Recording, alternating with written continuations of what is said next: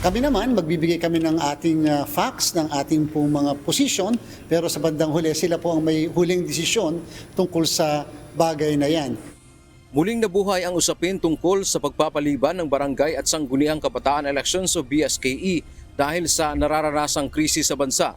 Ayon kay Commission on Elections o COMELEC Chairman George Erwin Garcia, ang pagpapaliban ng halalan ay isang political decision na nasa kamay ng Kongreso ang pagpapasya. Dagdag pa nito, kapag mapostpone ang BSKE, kaya paanya nila hanggang May 2027 maisagawa ang halalan. Ngunit kung lalagpas dito ay mahihirapan na ang komisyon dahil sa mas malaking halalan o ang 2028 presidential elections. Lalampas po dyan, hindi na po namin kaya sapagkat yun po ay amin na pong nire-reserve. In fact, ang buong 2027 dapat ay atin pong nire-reserve na para sa paghahanda sa napaka-importanteng national and local election ng 2028. Dagdag pa ng COMELEC, may 19 billion pesos na pondo ang BSKE, subalit nagastos na nila ang 8 bilyong piso dito. 80% hanggang 85% na ang antas ng kanilang preparasyon, tapos na ang pag-iimprenta ng mga balota. Paliwanag ng komisyon, bawat pag-reset ng eleksyon ay magdudulot ng 2.5 hanggang 3 billion pesos na dagdag gastusin. Ang halagang ito ay mapupunta halimbawa sa panibagong registration ng mga botante. Pagka po ni-reset, maghihingi po kami ng karagdagan dahil doon sa pagkaka-reset na yan, dahil po pag na-reset, magkakaroon ng dagdag na botante, dagdag na guro, dagdag na presinto, dagdag na mga eleksyong paraphernalia. Samantala, mariing tinutulan ng grupong Legal Network for Truthful Election o LENTE ang panukalang BSKE postponement dahil ito ay itinuturing anilang paglabag sa karapatang pantao at aliwas sa naging desisyon ng Supreme Court. Ayon sa LENTE, ang desisyon ng Korte Suprema sa kasong Macalintal versus COMELEC ay malinaw, hindi sapat na dahilan ang pagtitipid para ipagpaliban ang isang halalan. Lagi namang may crisis lagi may mangyayaring crisis, pero hindi pwedeng lagi ang unang titignan na i-sacrifice ay yung karapatan nating bumoto. Binigyang diin ng grupo na ang karapatang bumoto ay isang pangunahing karapatang pantao na hindi dapat isakripisyo tuwing may krisis.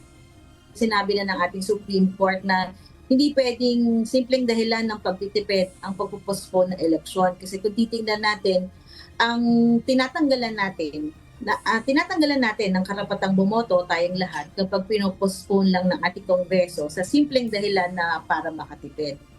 Bagamat may ilang bilyong pisong pondo ang BSKE, marami anyang ibang opsyon ang gobyerno para makatipid gaya ng pagsuri sa pondo para sa flood control projects sa halip na laging ang budget ng halalan ang binabawasan. Kapag napospone ang eleksyon, mananatili sa pwesto ang mga kasalukuyang opisyal sa ilalim ng holdover capacity.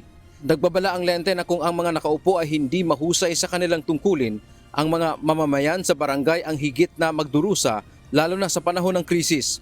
May pangamba rin na kung muling mausog ang BSKE, baka magkaroon ng kalituhan o mawala ang focus ng COMELEC sa paghahanda para sa 2028 national at presidential elections. Kung next year, ma-reschedule ang barangay SK election kasi 6 months ang panukala na gawin siya after 6 months kasi baka tapos na nga daw yung crisis.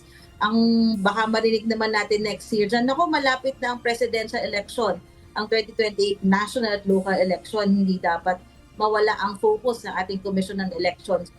Hindi maging isang paulit-ulit ang pagpapaliban sa karapatan ng taong bayan na pumili ng kanilang mga lokal na pinuno.